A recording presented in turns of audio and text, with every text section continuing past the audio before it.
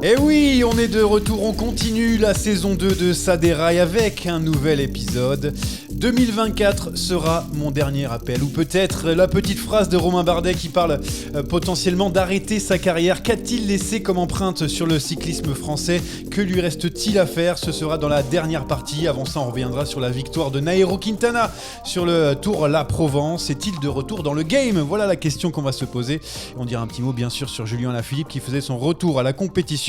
On va aussi revenir sur les invitations pour le Tour de France 2022. On sera avec Franck Bonamour, le coureur de BNB Hotel KTM, notre invité aujourd'hui. Et on n'oublie pas aussi toutes les autres chroniques, le quiz et surtout les paris. Qui s'est planté la semaine dernière ? Sans doute Anthony Collat. Bonjour Anthony. Oh, c'est un coup bas ça, Johan, dès le début comme ça, de m'attaquer bille en tête sur le truc. Il a dû avoir un coup de mafia encore de votre part pour faire que le test de Carapace soit positif au Covid. Le pauvre, il n'a pas pu s'exprimer à 100% parce qu'il était quand même bien parti pour Oui, bien parti. pour Oui. Ouais, il était bien parti, je pense. Pardon, mais il était pas juste censé dire bonjour ? Oui.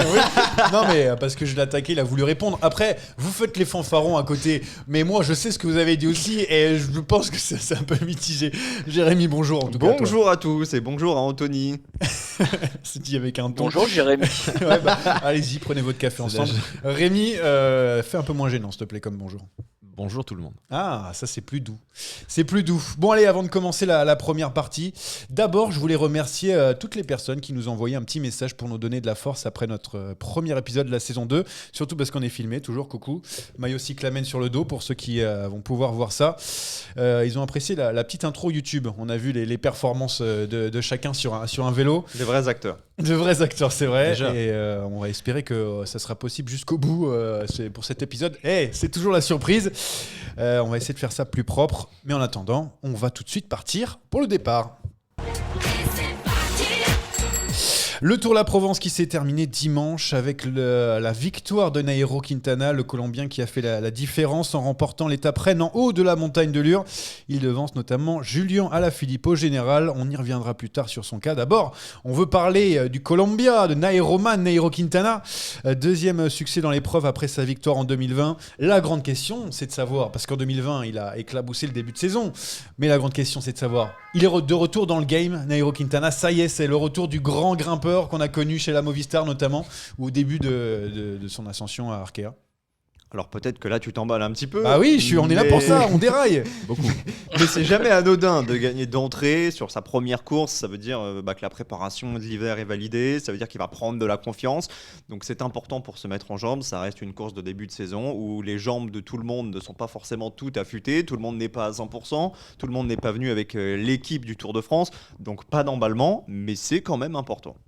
Oui, Rémi, toi tu es d'accord avec Jérémy, pas d'emballement pour Nairo Quintana. Ça fait longtemps qu'on ne l'avait pas vu quand même à ce niveau-là. Hein. Oui, alors ça fait plaisir de voir Nairo gagner, ça c'est vrai. De voir un Nairo un peu aérien. Maintenant, il va falloir plus qu'une victoire au sommet de la montagne de Lure devant Alaphilippe, Jorgensen ou Skjelmose Jensen pour que j'ai l'impression de le voir. Ivan de Sosa retour. quand même, le vainqueur sortant. C'est Il y avait vrai. Richard Non, il n'y avait pas Richard Non, il n'y a pas un Carapace. Carapace, non. Il n'y a pas Storer non plus. Hein.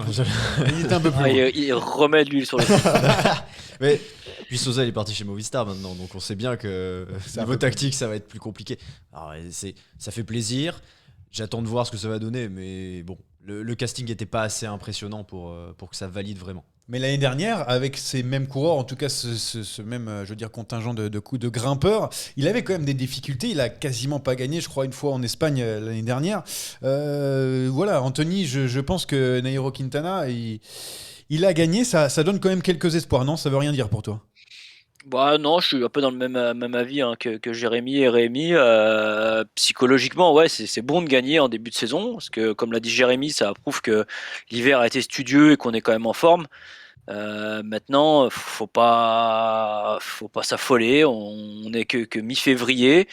On n'a pas trop de repères sur la préparation des autres coureurs, notamment un Julien qui était vraiment en course de reprise. Donc je pense qu'il faut attendre un petit peu pour en tirer des conclusions, mais certes c'était mieux que l'année dernière, mais pour moi faut pas s'affoler. Ouais. Allez, soyons positifs un petit peu avec Nairo Quintana. Est-ce qu'il peut refaire le coup de la saison 2020 où il avait remporté quasiment toutes les courses avec une montée à la fin, Jérémy ? Bah, pourquoi pas, en tout cas il est bien parti pour. Après, est-ce qu'il peut faire mieux qu'en 2020? Moi je pense qu'il peut faire mieux qu'en 2020 parce qu'après il y avait eu le Covid qui avait complètement Ouais, coupé c'est son ça en élan. fait. Mais en tout cas le début de saison ressemble comme deux gouttes d'eau pour l'instant. Ouais. Bon, si on voit plus loin, Rémi, par exemple, est-ce que tu le vois, pourquoi pas concourir parmi les plus grands, parmi les grimpeurs, les coureurs par étapes capables de lutter pour un podium sur les grands tours? Je pars sur les grands tours, hein, pas forcément sur le Tour de France. Ouais, je sais pas. Moi, je reste quand même vraiment circonspect. J'attends de voir sur la durée face à des vrais adversaires, encore une fois. C'est vrai qu'en 2020, il avait fait un gros début de saison. Il gagne, hein, d'ailleurs, je crois, la dernière étape de Paris-Nice avant que la course soit arrêtée. Donc, Ouais. il finit 6ème, mais voilà, il terminait très bien. Donc, à voir avec une vraie saison, parce que c'est vrai que la coupure lui a aussi fait très mal, même s'il avait bien démarré le Tour de France 2020. Maintenant, ouais, j'attends de voir face à des vrais adversaires. J'ai cherché, j'ai checké la dernière course par étape où Quintana finit devant Roglic, sans l'abandon de Roglic, parce que sinon c'est Tour de France Oui, c'est 2021. souvent. C'est Tour de France 2017. Ah oui, ça Et commence à dater. Roglic finit 38 et Quintana finit 12. Donc c'est même pas en plus, il fait top 10. Donc voilà, face à un Roglic, face à un Pogacar, je sais pas ce que Nairo donnerait. Après, sur une course d'une semaine, peut-être. Ouais, une course d'une semaine comme Paris-Nice l'an dernier, ou un même Tour s'il de avait pas Catalogne, gagné, ou un truc comme ça. Anthony, tu crois pas, toi, à un top 3, pourquoi pas, de Nairo Quintana sur un grand tour? Le retour? Non, non, parce que pour moi, les grands tours, bah, ça commence à devenir un peu long pour un coureur comme Quintana, qu'il faut pas se cacher. Hein, il commence à La avoir de bouteille? l'âge par rapport maintenant aux jeunes comme Pogacar et tout ça. Moi, je pense qu'une course d'une semaine, effectivement, ça peut plus lui convenir. Grand tour, ça commence à être long. Non, non, moi je pense plutôt un grand tour, le voir jouer aux alentours de la place du top 5, entre 5 et 10 peut-être. Top 3 sur un grand tour, moi personnellement, j'y crois pas vraiment. Puis il est pas si bien entouré que ça pour un top 3. Ça, on sait, En parce plus, que ouais, il a c'est pas- son manager qui l'a dit qu'il n'était pas très bien entouré. Donc ça, on est au courant maintenant. Emmanuel Hubert qui avait déclaré qu'il lui manquait quand même quelques coureurs de top niveau pour aller plus haut. Jérémy, t'es positif ou t'es pas Je positif? suis d'accord avec tout ce qui a été dit. Le niveau est tellement haut depuis la reprise post-Covid avec les deux Slovènes qui marchent sur l'eau. Sur le Tour de France, ça paraît quand même compliqué. Sur la Vuelta, pourquoi pas? Parce qu'on sait qu'Arkea ne participera pas au Giro, donc Quintana devrait faire Tour plus Vuelta. Et la Vuelta, on sait que c'est le dernier grand tour de la saison, c'est un peu l'épreuve de rattrapage. Ceux qui se sont loupés sur le Tour, ceux qui n'étaient pas forcément au top. Donc pourquoi pas Quintana? La Vuelta, il l'a déjà gagné, il connaît ces chemins-là. Il y a beaucoup plus de montagnes que sur le Tour. Donc top 3 éventuellement plus sur la Vuelta, mais comme Anthony, je pense qu'un top 5 serait déjà une bonne récompense pour lui. Nairo Quintana qui s'est imposé sur le Tour de la Provence devant Julien Alaphilippe, le Français deuxième du général, comme l'an dernier, si mes souvenirs sont Tout à bons. fait. Je crois qu'il avait terminé deuxième. Bon, il a été un petit peu lâché dans la montagne de Lure à Julien Alaphilippe, mais c'est pas forcément, je veux dire, une information par rapport à la capacité de Julien Alaphilippe à tenir en montagne. C'est vrai qu'il reprend alors qu'il a eu un petit microbe, etc. et tout. Anthony, on est d'accord, quand on a vu Julien Alaphilippe craquer, même s'il a essayé de suivre Nairo Quintana, on n'a pas été surpris. Non, clairement, on n'a pas été surpris. C'était peut-être un petit peu long aussi pour lui. On sait que dans les ascensions assez longues, c'est pas son fort. Hein. Lui, c'est vraiment un puncher. Même si je pense qu'il y travaille parce que dans le futur, voilà, on espère tous qu'un jour il jouera un classement général de grand tour. Mais pour l'instant, c'est vraiment un puncher. Il est, comme tu l'as dit, il revenait de ce petit virus qui l'avait empêché de rouler pendant quelques jours. Il a quand même non, pour moi la forme est bonne pour une reprise, la forme est très correcte. Parce qu'il n'a pas non plus totalement craqué, hein. Il est resté dans le top 10 de cette étape. Justement, tu le disais là, Anthony, peut-être jouer le général. On a l'impression là quand même qu'il s'est mis en mode, avec son équipe, en mode un petit peu, on va essayer de courir, bon, et souvent pour la victoire, mais notamment en montagne. Jérémy, est-ce qu'on y croit cette année pour ne serait-ce viser des classements généraux en épreuve, voir le tour? Je parle pas forcément de grand tour, mais pourquoi pas? On parlait de Nairo Quintana avec Paris-Nice, Tour de Catalogne, etc. Pourquoi pas quelque chose comme ça? Ouais, alors moi je crois qu'il en est capable, mais je ne crois pas que ce soit l'objectif cette saison. C'est vrai que là il s'est testé par rapport à Quintana, il a voulu le suivre alors que ça aurait été plus raisonnable de rester Ouais, mais derrière. ça c'est Julien, il faut toujours qu'il saute Mais sur chaque c'est occasion. ça, c'est aussi pour tester les jambes, pour faire un peu d'intensité, donc c'est intéressant, mais il faut pas oublier que les objectifs de Julien Lafilippe, ils arrivent fin mars avec le début des classiques et surtout au mois d'avril. On en reparlera, on aura le temps d'en reparler des classements généraux de Grand Tour quand il aura gagné Liège, quand il aura la Lombardie. Pour l'instant, à mon avis, c'est plus intéressant pour lui de se focus sur les classiques. Rémi, même avis ou plutôt envie de voir Julien Philippe jouer les épreuves d'une semaine ou plus de World Tour, et donc c'est pour cette année. J'aimerais. Maintenant, je crois pas qu'il se lancera sur un Grand Tour. J'y crois plus en fait. J'y ai cru. Pourtant, il le après dit dans les 2019. déclarations, etc. Il le dit un jour, j'aimerais bien jouer le classement général du Tour de France. Après, il y a une différence entre le dire et surtout viser haut, quoi, parce que tu peux essayer, mais tu peux finir aussi bien 12e. Quoi. Puis c'est la quick step, que ce soit lui ou le Fever, le discours change régulièrement. On sait qu'ils aiment bien jouer l'intox. Donc je sais pas. Moi j'ai l'impression qu'il le fera pas parce que je sais pas s'il a vraiment à y gagner déjà, d'une part. C'est pas infamant s'il refait pas un top 5 de Grand Tour, Ouais. ou même un top 5 sur une course World Tour d'une semaine. Tant qu'il gagne des étapes, qu'il ramène le maillot jaune pendant une semaine, qu'il gagne des classiques. Après, à partir de là, j'ai rien d'autre à lui demander personnellement. Tu voulais rajouter quelque chose? Non, quand j'entends top 5 sur une course d'une semaine, je pense que là, pour le coup, c'est largement dans les cordes d'Alaphilippe, que ce soit un Tirreno, un Tour du Pays Basque. Mais la question que Rémi a suggérée est intéressante. Est-ce qu'il en a vraiment l'intérêt pour l'instant? Est-ce qu'il n'y a pas mieux à aller chercher? C'est vrai Je que pense que oui. c'est une question qu'on s'est posée de nombreuses reprises, mais c'est vrai que Il a qu'un lui, monument. il déclare, c'est lui qui fait des déclarations par rapport à ça, souvent dans les médias, mais on lui pose souvent la question. Quand est-ce que Ouais, souvent on c'est est un un peu Français. insistant. Ouais. Ouais. Et le Tour, c'est pour quand? Et le maillot jaune? Et 2019, et 2019, c'était il y a 3 ans. Il n'y avait pas encore Roglic, il n'y avait pas encore Pogacar. Ouais, c'est Le un problème accident. qu'on a un peu en France, c'est que pour nous, et de toute façon, c'est pareil, quand vous dites à quelqu'un, il est coureur professionnel, il vous demande est-ce qu'il a Ouais. fait le Tour de France. Ouais, bien Ouais, sûr. c'est ça. On est un peu focus sur ce truc-là depuis toujours. Nous, c'est le tour. Alors, effectivement, c'est la plus belle course du monde. On est d'accord. Ça, là-dessus, je ne le remets pas en cause. Au jour d'aujourd'hui, Julien, on a quand même en train d'aligner un palmarès long comme le bras avec des belles courses, des titres de champion du monde. Est-ce que on aimerait y croire, comme vous dites, au tour, mais est-ce qu'un jour ça sera son objectif? Telle est la question. Mais pour l'instant, je pense qu'on peut pas lui reprocher grand-chose. Maintenant, c'est un peu le truc qui revient toujours, c'est en France, c'est le Tour de France, quoi. C'est le Tour de France, c'est aussi Paris-Chauny. Ça dépend. C'est kiff, quoi. Souvent on demande, mais t'as fait Paris-Chauny? Ouais, mais je me suis arrêté avant la pancarte là. Au panneau, j'ai tourné. J'ai tourné. C'est ce qu'on dit souvent en coureur de talent. Bon, Julien Lafilippe qui va pouvoir reprendre tranquillement sa saison. On verra une nouvelle fois son maillot de champion du monde. On commence à s'habituer. Ça va être dur quand il l'aura plus comme Peter Sagan dans les dernières années. Allez, on va à la rubrique tout de suite. C'est la première du jour. On attaque pas. Attaque de Pierre Rolland encore une fois. Personne ne réagit. Allez, on commence par la victoire de Johannessen sur Bessèges, celle de Anton Charmig sur Roman, et puis il y en a un autre aussi, nom imprononçable je crois, sur le Tour d'Antalya, qui a gagné le Tour d'Antalya, je me souviens plus son prénom. Uno X qui gagne beaucoup en ce moment. Est-ce que c'est pas le nouveau Bahreïn, Jérémy? Je dis non. Je dis non. Avec fermeté. Rémi. Je dis non, et c'est pas très glorieux de comparer Uno X à Bahreïn, je pense. C'est dommage. Anthony, s'il te plaît. Ouais, non, moi je dis non aussi. Non. Oh Pas d'amalgame de ce genre, s'il te plaît. mais non, mais Johan. je parle, Oui, je parle bien pour sûr, la Bahreïn, ouais, je ouais. dis par rapport aux résultats, par rapport au Non, succès de la mais Bahreïn. ne partons pas dans ce dans ce sens-là. La Mais on Bahreïn, est et les obligé de caler résultats. Bahreïn à D'accord. chaque Oui, c'est vrai. podcast. Ah mais dans le cœur la Bahreïn, dans le cœur et dans le sang. Froome contre les. Surtout dans le sang d'ailleurs. Allez, c'est parti, on va avoir des problèmes nous. Froome contre les vélos de contre-la-montre. Il l'a déclaré dans une interview. Il voudrait notamment arrêter d'avoir des fusées, des bolides, voilà, pour les vélos de contre-la-montre et de passer à des vélos communs, des vélos de route, voilà, pour faire les chronos. Est-ce que ce serait mieux sans Jérémy Saakian, ça rime. Moi, je suis sans avis, mais je suis impatient de connaître celui d'Anthony. Ok, très bien. Rémi. Je suis sans avis, mais j'ai l'impression que en fait, c'est Froome, depuis sa chute, en fait, il a peur, tout simplement. Il veut peut-être des petits trous, ou bien, je sais pas.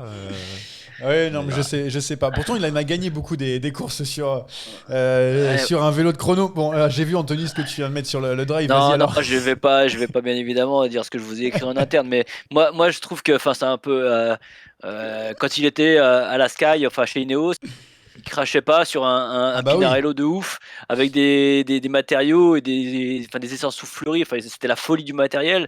Là, au jour d'aujourd'hui, il est dans une équipe qui est équipée. Je me rappelle même plus quel vélo ils ont cette année, mais l'année dernière ils avaient des Factors. On est peut-être pas sur le même niveau. de vélo, mais enfin, et puis j'ai l'impression qu'il est surtout essayé de faire, de sortir quelque chose pour qu'on parle un peu de lui. Moi j'ai envie, voilà. Fais-toi discret, Fromy, fais-toi discret. Les facteurs, Vas-y. c'était pas les vélos de l'US Postal? Oh non. Ah, Non, l'US Postal ils ont roulé en Et trek. lui, il répond premier degré. Non, attention, j'ai rien contre Factor. Voilà, que après on peut me dire j'ai mal parlé d'une marque. J'ai rien contre Factor, c'est pas autant abouti que les Pinarello. C'était une blague, Anthony. Hein. Il est Ouais, pas non, tort, non, parce que mais il y a je pas sais de bien, limite, hein. Et bien sûr, on peut citer aussi Lapierre, Look, hein, parce que étant donné qu'on est fan, Voilà. attends, on y va, parce que les Ouais. marques, allons-y, hein, prenez un petit peu l'argent et donnez-le. Non, on éviterait. Non, mais que les gens ne prennent pas ça au premier degré. Des fois, ça arrive qu'il y ait des gens qui prennent ça au premier degré, donc c'est pour ça que je le dis. Mais non, ouais, quand il était, je vous dis, sur la F1 le top des vélos de chrono pour moi au jour d'aujourd'hui, il n'y avait pas de problème. Oh, Maintenant, bientôt, bizarrement, il y a des problèmes. Il veut un vélo traditionnel avec des prolongateurs. Bientôt, il va nous faire croire qu'il veut revenir au casque à l'ancienne et avec son boyau autour du cou. Non, mais- Et réparer soi-même Ah. son vélo. Ouais, c'est ça. Arrêtons un peu. Mais bon, en tout cas, le peloton a réagi. Il y avait je crois que Michael Woods était d'accord, son coéquipier évidemment. Mais derrière, c'était plutôt non, mais qu'est-ce qu'il raconte? Surtout un mec comme Filippo Ganna, par exemple, qui m'étonne. C'est une qui est question plutôt pas d'âge, mal. quoi. Hein. C'est une Ce qui est question plutôt d'âge. pas mal sur un vélo de chrono. Une bonne nouvelle aussi qu'on a eue du côté des courses françaises. Enfin, peut-être une bonne nouvelle. Le Mont Ventoux dénivelé challenge direction le World Tour. Si jamais ils trouvent un peu un financement, puisqu'ils sont à 80% du financement pour arriver sur le calendrier World Tour, c'est une bonne nouvelle, Jérémy.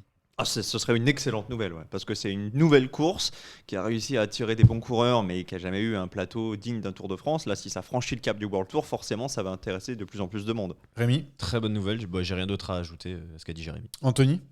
Moi, je vais juste ajouter un petit truc. C'est une excellente nouvelle. Comme ça, Wout van Aert pourra venir le claquer. Vu qu'il est déjà comme à domicile au Mont Ventoux. Bah, je pense qu'il viendra le claquer avec grand plaisir. Non, mais surtout, bon, outre la blague de Van Aert, c'est surtout que c'est une classique qui pourrait changer. Parce qu'on a cette classique un peu montagneuse de Lombardie, mais c'est pas vraiment une arrivée en altitude. Là, ça serait quand même incroyable. Ce serait vraiment une classique de sprint, Oui, de oui, grimpeur, mais pardon. bien sûr, ce serait un plus pour le calendrier du World Tour et ça permettrait d'attirer de plus en plus de grands noms, même s'il y a déjà un joli palmarès. Hein, c'est quoi, ça fait 3 ans qu'ils ont lancé ça. En plus, c'est diffusé en clair, donc il y a quand même une possibilité de vraiment de développer cette course. Ouais. Il faudra juste attendre au niveau du calendrier parce que souvent c'est après le Dauphiné, je crois, et donc du coup les jambes sont un petit peu lourdes et surtout avant le Tour de France. Allez, dernier truc, ça va nous intéresser dans la prochaine partie. BNB et Total Energy invités sur le Tour de France 2022, c'est logique, Jérémy. Oui et non. Ah, tu me diras Je après. suis un peu partagé. Rémi. Oui. Anthony. Moi, je fais une réponse courte. Oui, et j'espère bien que Jérémy Lecros sera dans l'équipe BNB et qui sera le sprinter principal de l'équipe. Ah, ouais, bah il y a quand même du monde à BNB. hein. Peut-être qu'on en parlera avec Franck. Jérémy, oui et non. Pourquoi? Parce que c'est pas illogique de privilégier les équipes françaises sur un plan purement sportif, et on vient d'en parler, je pense vraiment qu'il y avait match avec Uno X, d'autant plus qu'on part de Scandinavie, on part du Danemark, et que c'était peut-être un joli tremplin pour Uno X. Bon, maintenant ça peut attendre un an de plus, c'est pas un souci, on n'en veut pas évidemment à ASO d'avoir choisi la carte française, et on encourage bien entendu Jérémy Lecros, Franck Bonamour et tous leurs coéquipiers. Et pourquoi pas une première victoire d'étape pour BNB cette année. Mais c'est vrai que oui, une OX partait d'un petit peu loin. Il faut toujours, c'est comme souvent avec Christian Prudhomme, il faut faire à Miami, il faut venir, il faut lui claquer la bise, claquer une petite course et après tu as le droit de venir dans le Tour de France. Faut Ils toujours en un sont petit pas peu de si temps. loin quand même, je Non. pense. À Oui, mon oui. avis, s'il y avait eu une équipe en plus, parce que ça a été évoqué, ça aurait été pour eux. Et je pense que l'année prochaine, si les résultats se confirment, si Johannessen confirme également son bon début de saison et sa fin de saison dernière, il y aura certainement une carte à jouer. Ouais. Après, comme c'est le nouveau Bahreïn, une OX, du coup, ça va beaucoup aider. Allez, c'est sans transition qu'on va parler de ça, justement, de ces invitations pour le Tour de France 2022 avec Franck Bonamour, le coureur de BNB Hotel KTM. C'est l'heure de l'échappée. 220 km d'échappée, une arrivée solitaire, un exploit dont il faudra bien se rappeler tout au long de la saison. Franck Bonamour est donc avec nous. Bonjour Franck. Bonjour. On va directement parler de l'actualité du moment parce qu'il y a une petite invitation qui est tombée dernièrement. BNB Hotel KTM, ton équipe qui sera une nouvelle fois sur le prochain Tour de France. Je suppose évidemment que c'est une satisfaction pour toi et toute l'équipe. Oui, ça fait plaisir, surtout de le savoir assez tôt dans la saison. Ça nous enlève quand même une pression et on peut travailler en amont de cet objectif préparer des stages de reco, des stages en altitude. Donc ouais, non, c'est très bien, c'est une très bonne nouvelle pour nous. Et surtout que toi, tu as été élu super combatif de la dernière grande boucle.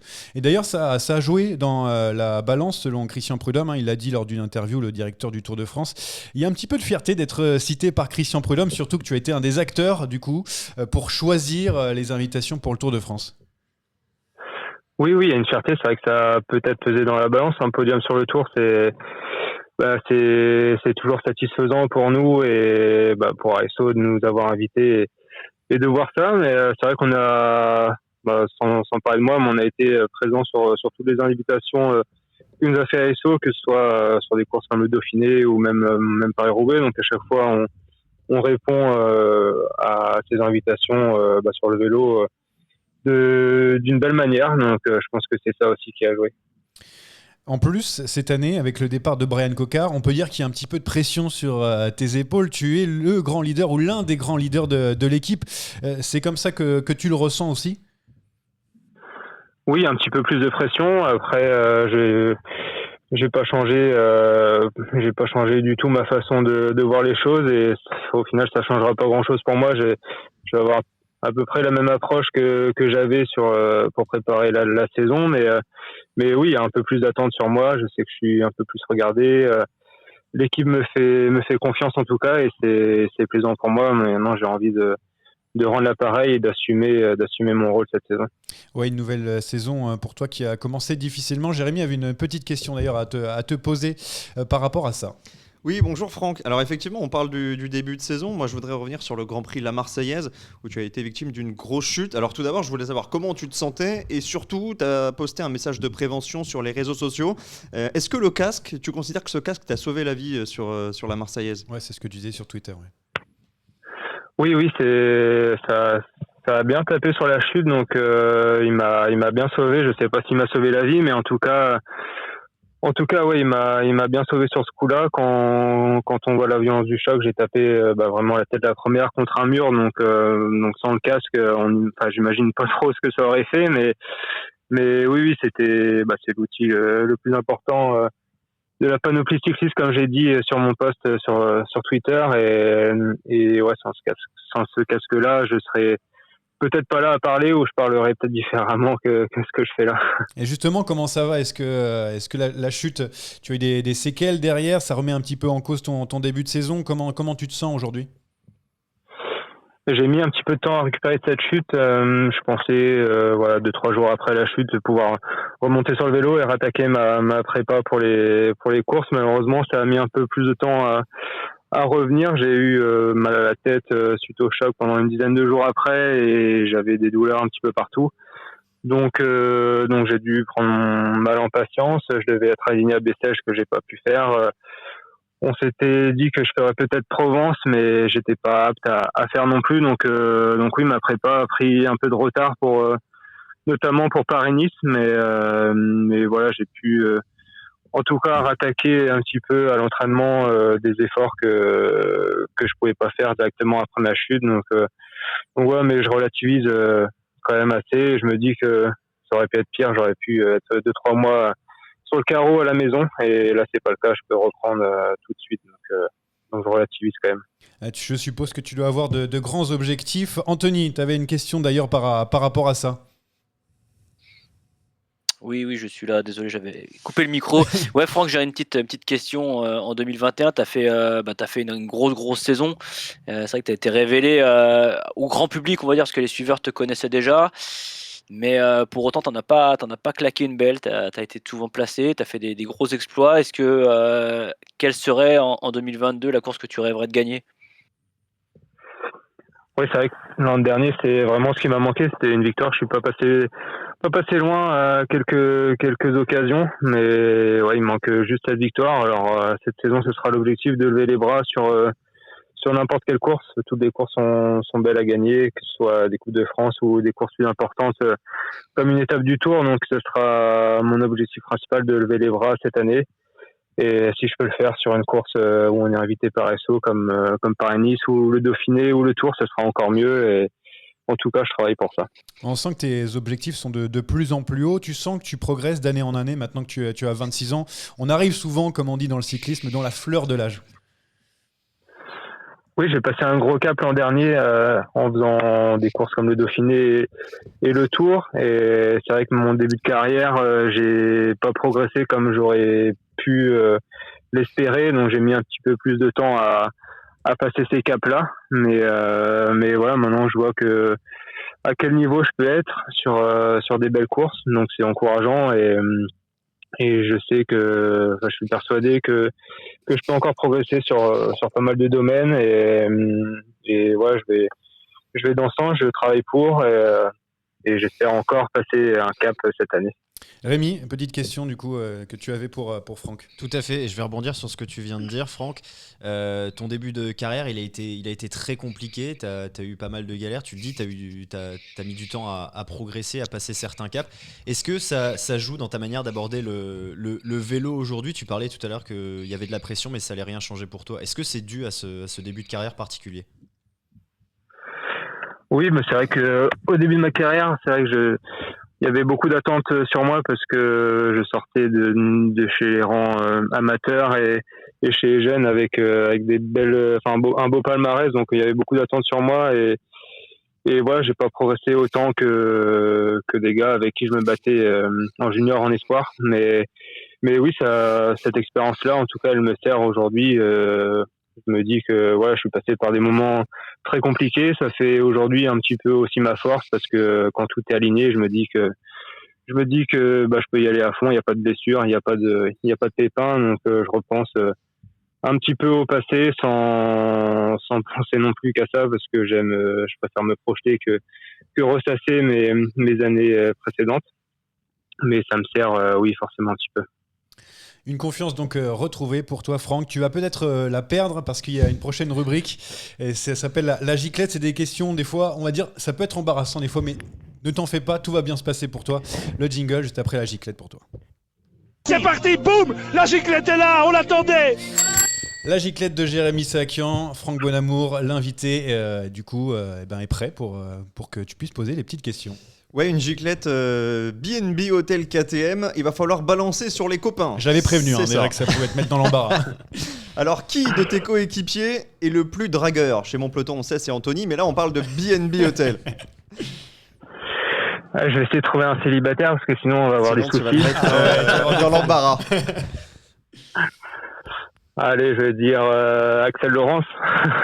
Qui est celui qui parle le moins bien français?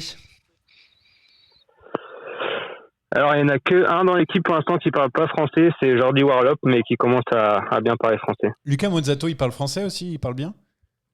Il parle couramment français, ouais. Ah, c'est intéressant de le savoir. Justement, j'ai une question sur Mozzato. Quel est le coéquipier chez B&B qui pense pouvoir battre Mozzato sur un sprint pancarte à l'entraînement? Il y en a beaucoup, je pense Jérémy Lecros, Pierre Barbier, c'est les deux sprinters, avec les trois sprinters avec Lucas, donc je pense que ça serait serré. Lequel de tes coéquipiers est le plus chambreur? Peut-être Pierre Roland, je pense qu'il aime bien chambrer. On le voit sur les vidéos, Ouais, sur ça les se- réseaux ça et se tout, sent. à chaque fois, il met dans l'embarras. Encore une fois, c'est le mot en ce moment. Cyril Gauthier, qui est un peu surpris de le voir en vidéo, mais ouais, ça m'étonne pas. Enfin, dernière question, lequel de tes coéquipiers se prend pour un grimpeur mais est lâché au premier pont? Alors, peut-être, je dirais Jérémy Lecros. Il est souvent cité. Alors, c'est bizarre, c'est quand même un bizarre. pote, Anthony. Voilà. Anthony, c'est bizarre que ça soit un de tes potes qui est un peu comme ça te surprend, toi? Non, je sais qu'il est pas très bon grimpeur, mais il est très très bon sprinter et Il est très, très j'ai hâte bon de champ. voir ce qu'il va donner au sprint. Il a le melon, a priori, Mais un peu comme toi. il a progressé en montagne depuis quelques années, donc peut-être qu'un jour il sera grimpeur. Il faut qu'il arrête un peu le Nutella l'hiver. Alors du coup, non, on a demandé à Franck de balancer, mais c'est Anthony qui balance déjà. Allez, on n'en parle plus. Tiens, Franck, avant de te laisser partir, on va parler de Romain Bardet juste après dans la deuxième partie. Il a déclaré dernièrement qu'il pourrait prendre sa retraite dans 2 ans, en 2024. Il a dit le dernier appel. Pour toi, Romain, c'est quelqu'un qui t'a inspiré dans ta carrière, je sais pas, qui a marqué pour toi tes dernières années. Dis-nous un petit mot sur Romain Bardet. Oui, il m'a marqué. C'est vrai que ça fait un peu bizarre de dire ça, qu'il voudrait prendre sa retraite dans 2 ans, parce que j'ai l'impression que ça fait pas si longtemps que ça qu'il fait des exploits sur le Tour et toute la saison. Donc oui, c'est quelqu'un d'inspirant. C'est quelqu'un qui se donne à 100% pour son métier de coureur cycliste et qui fait, je pense, les sacrifices qu'il faut. Et au bout de certaines années, ça commence peut-être à peser un petit peu. Et en tout cas, ouais, c'est quelqu'un de très inspirant pour moi et pour beaucoup de coureurs cyclistes, je pense. Merci Franck Bonamour, coureur BNB Hotel KTM, d'avoir été avec nous. On te laisse, du coup, on va pouvoir poursuivre. Merci à toi en tout cas d'être venu. Merci à vous. Merci Franck. Salut Franck. Merci. Au revoir. Et nous on continue, du coup, on a parlé de Romain Bardet avec Franck Bonamour, on va en parler entre nous de Romain Bardet, c'est l'heure du sprint final. Oh le coup de tête de Marco, le deuxième coup de tête de Rencho. Oh que ça c'est pas bien. Je me donne peut-être 2 ans, je pense que 2024 sera le dernier appel, peut-être l'année prochaine. Les paroles dures de Romain Bardet sur le site Rouleur. Le Français de 31 ans pense déjà à la retraite, surtout il a de plus en plus de mal à assumer le fait qu'il a justement de plus en plus de mal à gagner. Est-ce que vous comprenez Romain Bardet? Et quand je dis vous, c'est Jérémy. Alors oui, je comprends. Je comprends d'autant plus s'il est avéré qu'il réalise ses meilleures performances de sa carrière et que l'adversité a effectivement franchi plusieurs paliers. Alors, le sous-entendu avec le dopage est quand même... la frontière est très fine. On lit entre les lignes quand même par rapport à cette interview de Romain Bardet. En gros, il nous dit qu'il réalise les meilleures performances de sa carrière et que ça ne suffit plus pour jouer le top 5, le top 10.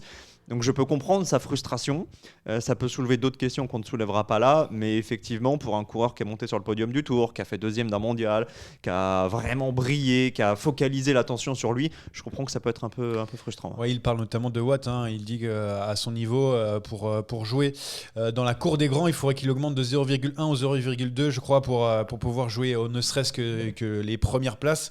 Ça joue à pas grand-chose, mais c'est vrai qu'on a l'impression qu'il ça joue à beaucoup, 6 watts par kilo ou 6,5, c'est pas la même. Non, j'ai dit 0,1, 0,2. Oui, mais lui évoque une progression de l'ordre de 0,3, 0,4 par rapport à il y a 5 ans, quoi. Oui, par rapport à il y a 5 ans, c'est vrai, où il était notamment au plus haut. Tu comprends, toi aussi, Rémi, il aura 33 ans dans 2 ans, Romain Bardet. C'est pas un peu tôt pour prendre sa retraite? Tu peux comprendre qu'il en est un petit peu marre de pas jouer les premiers rôles, justement? Oui, on comprend tout à fait sa frustration. Jérémy l'a dit, il a fait podium sur le mondial, il a fait un podium de monument, il a fait podium sur le Tour, il a des victoires sur 2 grands tours. Et il est passé en quelques années de 2e du Tour à 8e du Giro sans vraiment pouvoir lutter. Évidemment que c'est frustrant pour lui parce que c'est un compétiteur, c'est normal. Après 33 ans, c'est jeune. Maintenant, les cyclistes arrivent tellement tôt que je pense qu'on va de plus en plus avoir des coureurs qui vont finir plus partir, tôt. Ou qui vont partir tout à plus fait, tôt. tout Comme à dans fait. surtout certains sports, je sais pas, je dis par exemple la natation où ça arrête vachement tôt. Exactement. Anthony, j'entends te dire tout à fait. T'avais un avis là-dessus, c'est ça? Parce que quand on regarde bien quand même, 2022, il a commencé la première année chez les pros, c'est 2012 pour Romain Bardet. Ce qui fait déjà 10 ans. Si on va rajouter 2 ans, ça fait 12 ans chez les pros. Alors d'une, il y a ce qu'il dit au niveau de l'entraînement, qui sent qu'il est à fond de ses capacités. Mais il y a aussi, ça veut dire qu'il y a 10 ans, il y a 12 ans, il y aura 12 ans de job. Et faire le job toute l'année, c'est assez contraignant, c'est beaucoup de sacrifices. Et s'il sent que il est au maximum de ce qu'il peut faire et comme l'a dit Jérémy, il veut pas, malheureusement, je veux pas partir là-dedans, mais il veut rester dans le droit.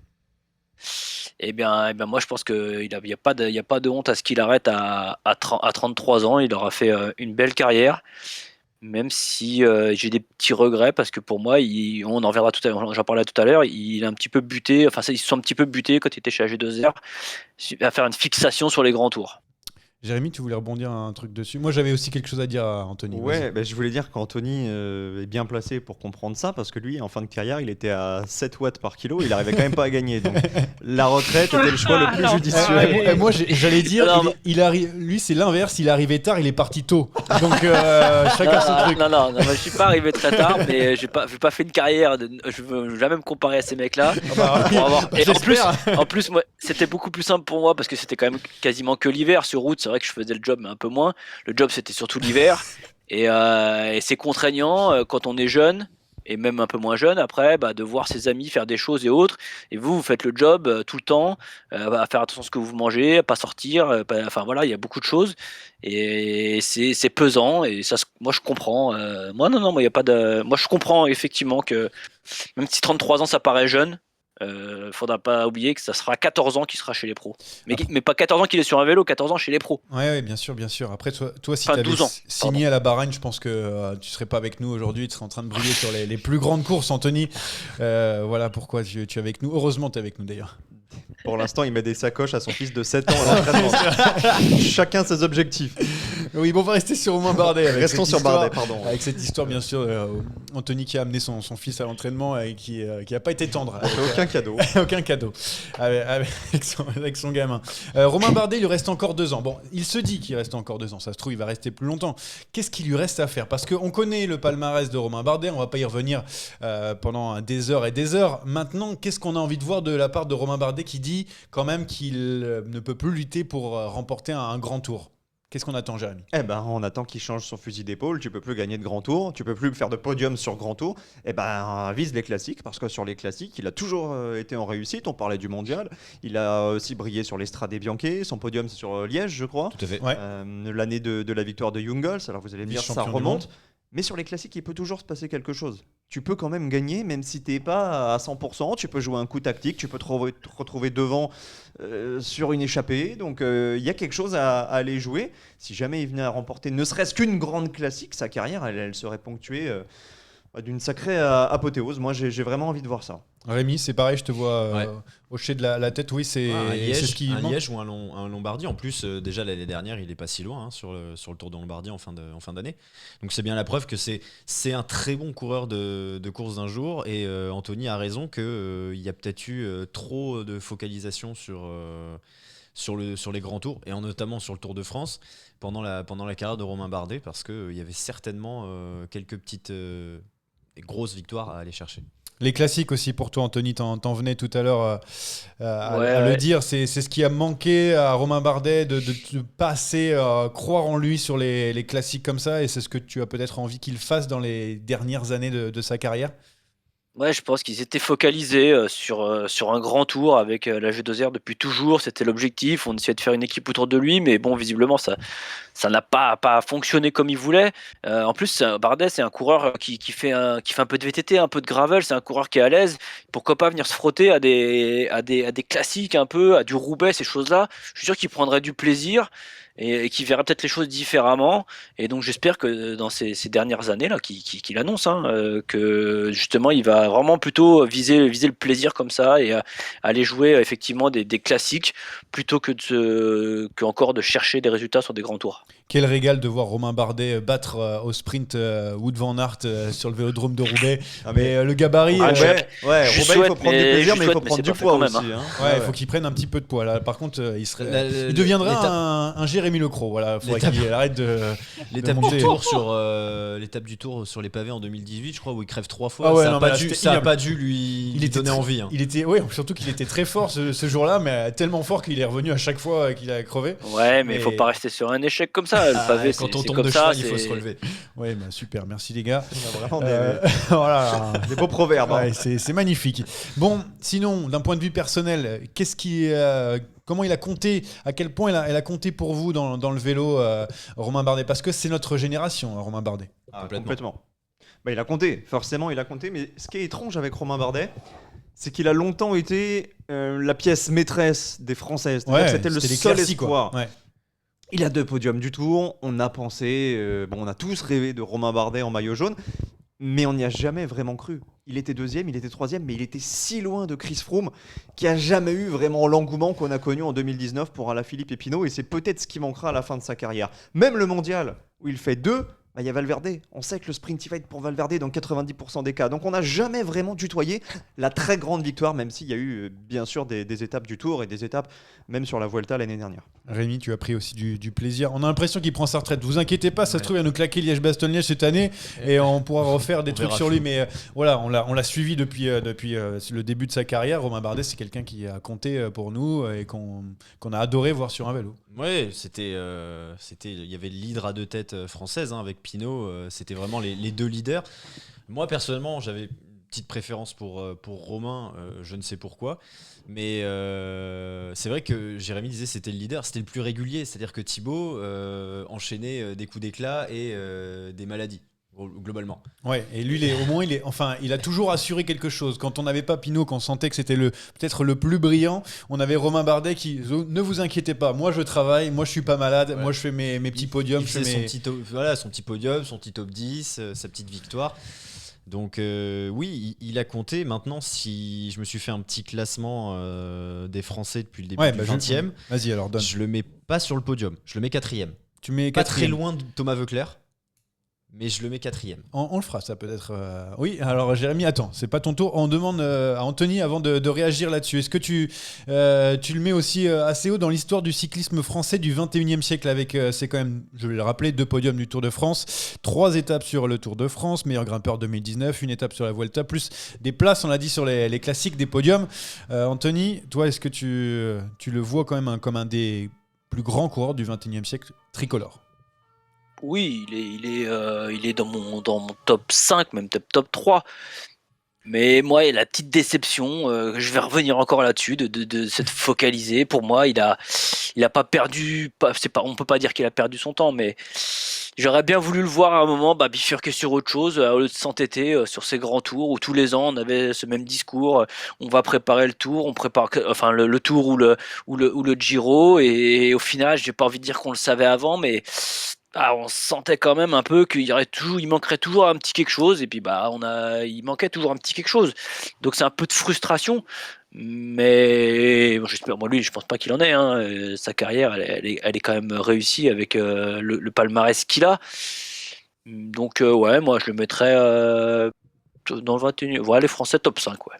Ouais, en fait, il a optimisé complètement. Romain Bardet, c'était l'optimisation. Tout ce qu'il a visé, il est arrivé avec un travail avant, et surtout il arrivait quasiment à 110-120% sur chaque moment important de sa saison.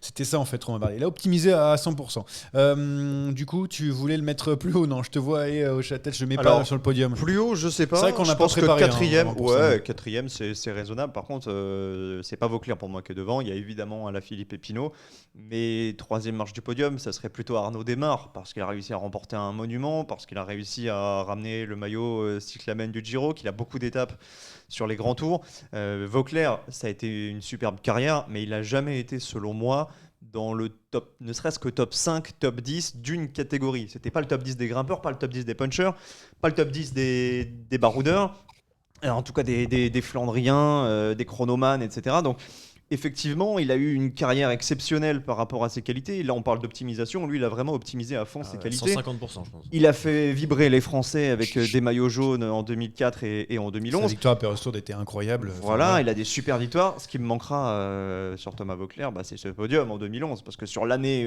où il est stratosphérique, il échoue au pied du podium. Thomas Voeckler, 3e du Tour 2011. Là, il peut monter sur mon podium. Mais là, il n'y a pas de podium, il n'y a pas de victoire sur un monument, il n'y a pas le petit plus. Moi, c'est ça justement que je récompense, c'est cette optimisation de performance par rapport aux qualités intrinsèques. Arnaud Démare est top 5 pour moi, il est derrière, mais Arnaud Démare, oui, c'est l'un des meilleurs sprinteurs du monde, et il a son superbe palmarès, mais c'est logique, et je mets des gros guillemets là-dessus, en plus c'est filmé, donc je peux le faire. Oui, je peux te permettre. Donc on fera ce classement. Vous m'avez donné envie de faire ce classement, parce que là il y a du débat, et là ça me plaît beaucoup là. Puis on parle de la génération Voeckler, faut pas oublier non plus Chabanel. Oui, bien sûr, il y aura vraiment débat sur les 10 premiers, même si je pense qu'Anthony arrivera toujours à placer un Philipsen ou un Merlier même dans un sa grand-mère était française. Si on reste sur les Français, je pourrais pas. Ah oui, avec toi, je pourrais tu es le plein de faire. surprises. Voilà. Merci. Allez, c'est fini pour ces parties débat de Ça déraille aujourd'hui. Il reste une question. Non, mais j'ai pas envie de la donner en fait. On continue. C'est pas parce que je l'écris. En fait, moi, tout est à l'improvisation. Donc c'est ça que j'aime, moi. C'est ça. Parce que ma dernière question, c'est des regrets sur sa carrière. On en a un peu parlé. Moi, surtout, c'est les regrets qu'on aura sur le quiz qui va arriver là, qui sont quand même les plus importants. Et là, maintenant que tu m'as glissé un chèque de 50 € dans la poche. Et si je peux aussi avoir la réponse du quiz, tant qu'à faire. Par contre, pose le portable, s'il te plaît. C'est de plus en plus alambiqué. Vous me dites quand il commence le quiz. Ah oui, c'est pour Rémi. C'est car le coupable n'est pas Anthony. Non. J'admets avoir commis un crime lors du quiz précédent. Ouais, le melon du type, c'est incroyable. Ce quiz est une dictature orchestrée par moi-même. Souvent, Jérémy, quand t'entends ça, tu dis oh, c'est pas la phrase qui est forte, c'est C'est exceptionnel. Bon, allez, c'est quoi ce quiz aujourd'hui, Jérémy? Alors, quiz inédit aujourd'hui, mais avant de parler du quiz d'aujourd'hui... Quoi, il y a encore un coupable? Non, je voudrais revenir quand même sur celui de la semaine dernière. Il y a eu une erreur d'arbitrage. Ah oui, j'en ai entendu parler sur Twitter. Il y a eu des. Aïe. Il y a eu une erreur d'arbitrage sur les questions sur les champions d'Australie. Qu'est-ce qu'on est pas bon. Le point de Rohan Dennis n'a pas été reporté sur celui de Luke Plapp. Et à ce moment-là, Anthony Cola m'a demandé d'éliminer Johan Tritz, ce que j'ai refusé en lui donnant qu'un seul point. Erreur de ma part. Je me suis fait voler. Et le scénario du quiz derrière a fait que Johan Tritz a remporté les 2 questions suivantes et a lui-même éliminé Anthony. C'est vrai ça? Ça, c'est incroyable. Ça, Étant donné... C'est moi qui ai gagné, donc c'est bon. Étant donné que c'est une erreur de ma part, je réhabilite Anthony et je lui co-donne la victoire sur ce premier quiz. C'est incroyable. Il y aura donc scandaleux. 1 point pour Anthony et 1 point pour C'est Rémi. pas possible. Je me base sur quoi? Je me base sur les règlements du short track, une discipline que j'ai beaucoup aimée sur les Jeux Fallait bien Olympiques. que ça parte en Et live. quand il y a un innocent qui est poussé dehors par un concurrent, on le réhabilite et on le qualifie pour la manche suivante. Donc Anthony, D'accord. tu as 1 point. C'est une dictature, vous l'avez bien compris, c'est moi qui décide et donc tu égalises. C'est dommage pour D'ailleurs, Johan, mais de toute façon, je Johan aurait dû remercie- être éliminé. Je remercie au passage le gars qui a vu ça sur Twitter. C'est parce que, heureusement, moi, j'avais pas vu que je m'étais fait voler. Quelqu'un l'a vu, l'a expliqué. Alors, Et pour être je honnête, le remercie. je l'avais vu au moment de la réécoute et je me suis dit, on va passer ça sous silence. Non, mais tu connais pas la Oh commune là de. là, mais la oh là communauté- là, ah ouais. C'est horrible ça. Alors là, c'est des. Bref, le Oh. quiz du jour. Alors, le quiz du jour, j'ai sélectionné 6 équipes. Alors, des grosses équipes que vous connaissez tous. Vous allez chacun devoir me citer en 30 secondes, chacun à votre tour, un maximum de coureurs de cette équipe. Ok. Donc, vous avez tous préparé vos chronos. On va pas les tirer au sort, c'est simplement j'ai préparé des numéros et vous allez me donner un numéro à chaque fois entre 1 et 3. Et celui qui tire l'équipe devra me donner tous les noms. La petite astuce, c'est que j'ai rajouté des bonus de manière arbitraire. Pour les noms les plus difficiles, les noms les plus improbables, il y aura des bonus soit de 1, soit de 3, soit de 5 points. Donc vous pouvez m'enfiler les noms tant que vous voulez, mais soyez inventifs. Essayez de trouver les noms les plus cocasses. Ok. On va commencer avec Anthony. Comme Je vois Ryan. que Johan a préparé Oh là là. Chrono, ouais. son chrono. Alors Anthony, équipe 1, équipe 2 ou équipe 3? Moi, je suis un gagnant. C'est du je dirais hasard, équipe là. une, moi. Ouais, c'est clair, c'est long hein, juste pour une équipe. Alors équipe 1, dès que je vais donner le nom, Johan, tu vas lancer le chrono. Ok. 3, 2, 1, c'est la quick step. Julien Alaphilippe. Ah, il faut que je dise Alaphilippe le nom Ah bah de quoi oui, là il y a 30 secondes, donc dépêche-toi. Alors, Julien Alaphilippe, Casper Asgreen, Remco Evenepoel, Tim de Klerk, Rémi Cavagna, Zanex Tibar, Florian Sénéchal, Morkov, Cavendish, Jacobsen, Terminé. Lampard. Terminé. Lampard, j'ai commencé à le dire. Par contre, Cavendish, est-ce qu'on le compte ou pas? Cavendish, c'est original. hein. Cavendish, c'est Ça original. mettrait des points, mais. Je vais quand même te le compter. Tu m'as donné 10 noms.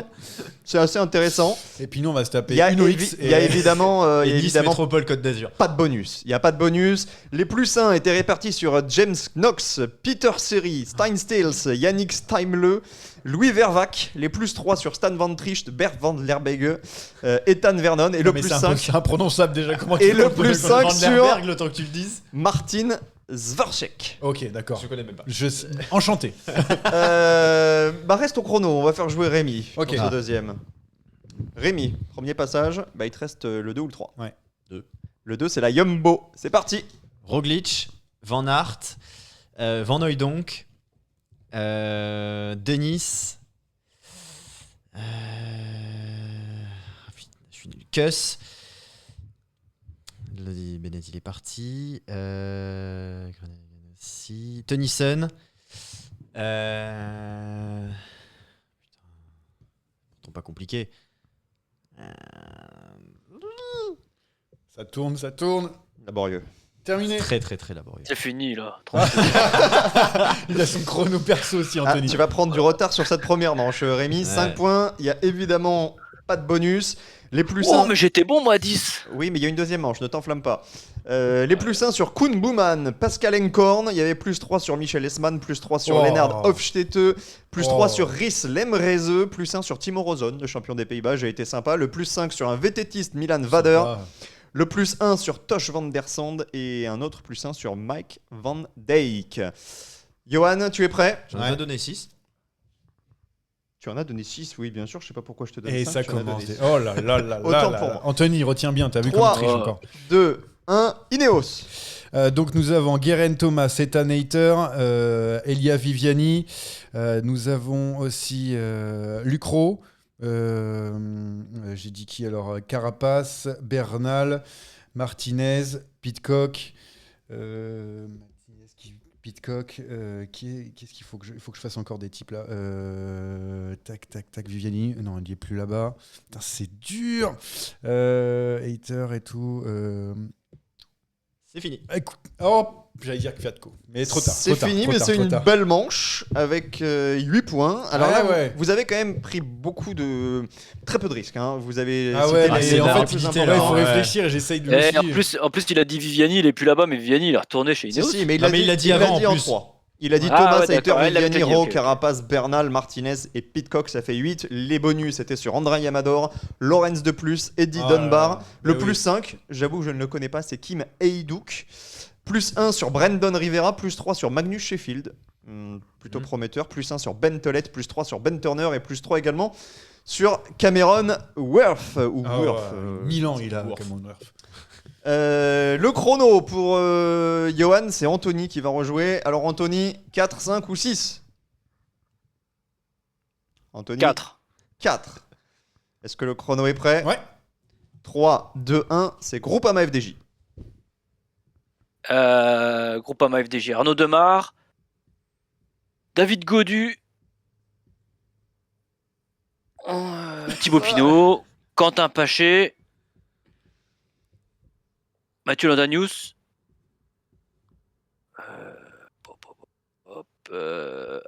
Attila Walter,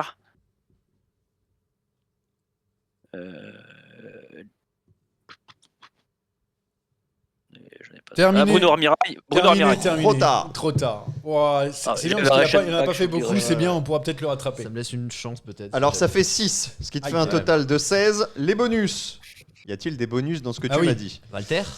Non. Lewis Aski plus 1, Matteo Badilati plus 3, Clément Davy plus 3, Antoine Duchesne plus 1, Fabian Lienhardt plus 5, Rudy Mollard plus 1, c'était le transfuge, Miles Scottson plus 1 et Lars Vandenberg plus 3. Il y avait Bram Welten aussi à plus 1. Il n'y a pas de bonus. Anthony, tu termines donc à 16. Ok. Ah, c'est fini après? Ah bah, t'as plus de manches. Rémi, il te reste 5 ou 6? 6. La 6. Alors la 6, je vais descendre tout en bas de ma feuille. Tu es prêt, Johan, pour le chrono? Ouais. 3, 2, 1, c'est AG2R. Chérel, Cosnefroy, Champoussin, Paré Peintre.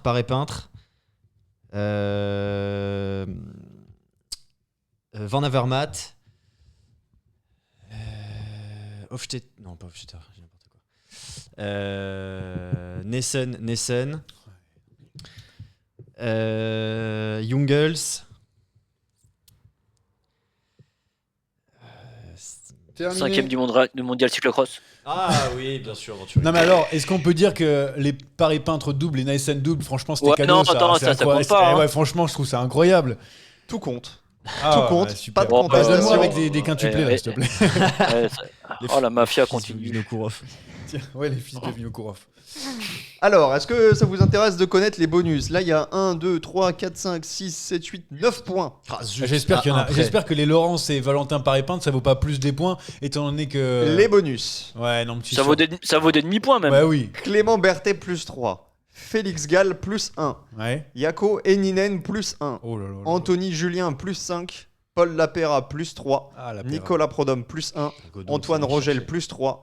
Et Reis Van Hoek, plus 1. Il y avait également un plus 1 sur Larry Warbase. Ah, c'est bien.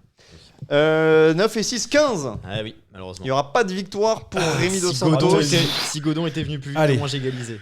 Est-ce que vous êtes prêt, monsieur Tritz? Oui. Attention à ce que tu vas faire, Johan. Cofidis. Guillaume Martin, Yon Izaguirre, Errada. Donc il y a aussi Brian Cocard, Benjamin Thomas, Rémi Rochas, Consoni. Allez, Johan, tu peux le faire. Du coup, tac, tac. Victor Lafay. Donc, on a aussi Wildshade. Et puis. Top. Oh, aïe, aïe, aïe, aïe. Oh, je peux pas égalise. Aïe, aïe, aïe, aïe, aïe. Tu avais fait 8 à la première manche. 1, 8. 2, 3, Il fait 4, 8. 5, 6, 7, 8. On a une égalité. Et Walshide. Ça fait 9. Et je me demande Est-ce qu'il s'il est y a pas Consoni, double attends, Wildshide? Consoni, il est encore dedans aussi parce que j'étais pas sûr quand même. Ouais, ouais, Consoni Ok. est là. Et Max Walshide, il y avait un +1 pour Max Oh Walshide. là là, sur le bonus. victoire.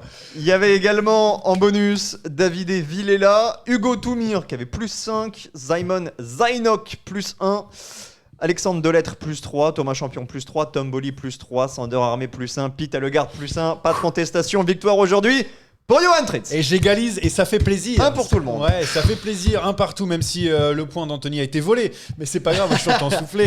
Ça Généreusement normalement, ça donné devrait sur valoir Tapiver. un demi-point. En fait, ça devrait valoir un demi-point pour les deux. Tu vois, comme il y a. Mais bon, c'est pas grave. Tu veux qu'un demi-point pour ce quiz? Non, non, Ah, pour pardon. les deux d'avant, pour les deux précédents, Alors comme respecte deux les victoires. décisions arbitrales et Oui, passons à la suite. la dictature, on connaît. Voilà, Très merci. bien. En parlant de dictature, on a essayé de savoir quel pari on allait faire. Est-ce que c'était plutôt la Ruta del Sol, l'Algarve? Et finalement, la dictature est arrivée de Anthony Nicolas, qui a regardé une seule start list dans sa carrière, celle del Tour d'Algarve, et bah, qui du coup a déjà. Il a vu démarré. Pitcock, Ouais. il a dit c'est parti. Allez, ouais, c'est ça. Allez, on les parie tout de suite.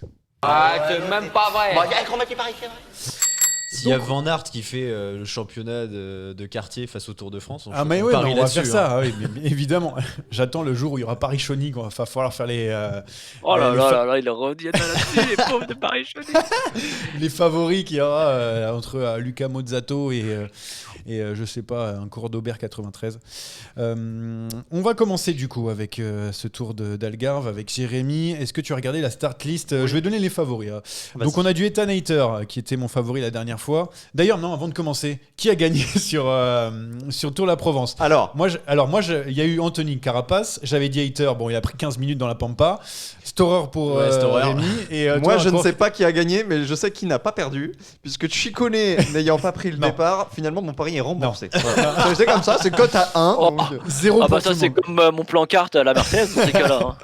oui, Zéro la pour tout le seule monde. différence, c'est que Chicone a quand même figuré pendant un temps sur la start list. Moi aussi, moi aussi. Quel menteur.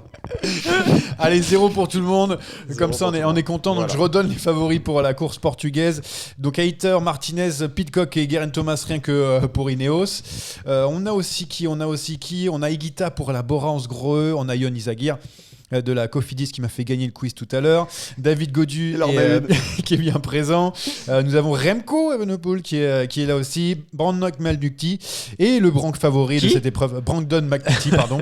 Et le grand favori de cette épreuve, Tim Merlier de Sarsan avec Alpecin Phoenix. Du coup, Anthony, est-ce que non, Jérémy, pardon. On va commencer parce qu'il est en train de regarder la start list là, je pense, Anthony. Moi, c'est Brandon McNulty qui m'a fait forte impression sur ce début de saison, et notamment le week-end dernier en Espagne où il a été très costaud. C'est vrai. McNulty que j'ai pas réussi à dire, mais c'est qui est l'un des favoris de cette épreuve où il y aura quand même un petit chrono. Hein, donc ça aussi, ça peut lui faire justement. plaisir.